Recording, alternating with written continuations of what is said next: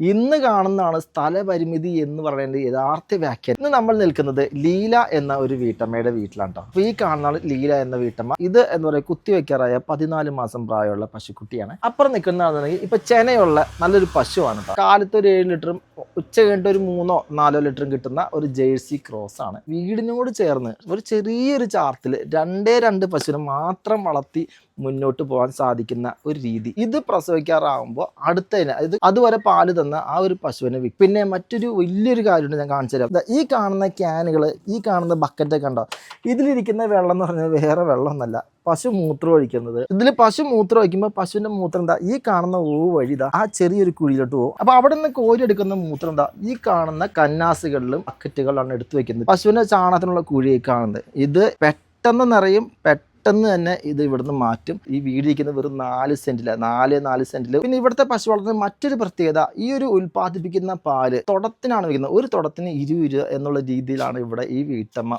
പശുവിന്റെ പാല് വിൽക്കുന്നത്. വളരെ നിസ്സാരം മാത്രം സൊസൈറ്റിയിൽ കൊടുക്കാനുള്ള വകുപ്പുള്ളൂ. സൊസൈറ്റി കൊടുത്താൽ 42 രൂപ കിട്ടുന്നുള്ളൂ. ഈ ഒരു വീട്ടമ്മയ്ക്ക് അത്യാവശ്യം ഒരു 250 രൂപ ഒരു ദിവസം കിട്ടും. പിന്നെ ഇവിടെ തീറ്റ ചിലവെന്ന് പറഞ്ഞു കഴിഞ്ഞാൽ ദിവസം 100 രൂപ വരുന്നുള്ളൂ. ഇത് ആ ഒരു കാണുന്ന പശുവിന് 60 രൂപയും പിന്നെ ഈ കാണുന്ന പശുവിന് വെറും 40 രൂപ മാത്രം ചിലവ് വരുന്നുള്ളൂ. കൂടുതലായിട്ട് കൊടുക്കുന്ന പെല്ലറ്റ് അല്ല, കഞ്ഞിയാണ് കൊടുക്കുന്നത്. അപ്പുറപ്പുറമുള്ള വീടുകളിൽ നിന്ന് എടുക്കുന്ന കഞ്ഞിവെള്ളവും പിന്നെ പഴത്തൊലി, പച്ചക്കറി വേസ്റ്റ് ഇതൊക്കെയാണ് കൊടുക്കുന്നത്. അതിനൊപ്പം തന്നെ 2 കിലോ പെല്ലറ്റ് അവിടെ കൊടുക്കും. അതുപോലെ തന്നെ ഏകദേശം ഒരു ഇച്ചിരി പെല്ലറ്റ് ഇവിടെയും കൊടുക്കും. പുല്ലിന് വേണ്ടിയിട്ട് ഇവരെ പുറത്ത് അഴിച്ചു വിടുകയാണ് ചെയ്യുന്നത്. പിന്നെ ഈ വീട്ടമ്മ ഇവരെ 4 നേരം കുളിപ്പിക്കും. ഇപ്പോൾ ചൂടായതുകൊണ്ടാണ്. ഞങ്ങൾ ഒരു 1400-ലധികം ക്ഷീരകർഷകരെ കണ്ടിട്ടുണ്ട്. പക്ഷെ ഞങ്ങൾ ആദ്യമായിട്ടാണ് ഇത്തരത്തിലൊരു ക്ഷീരകർഷകനെ കാണുന്നത്.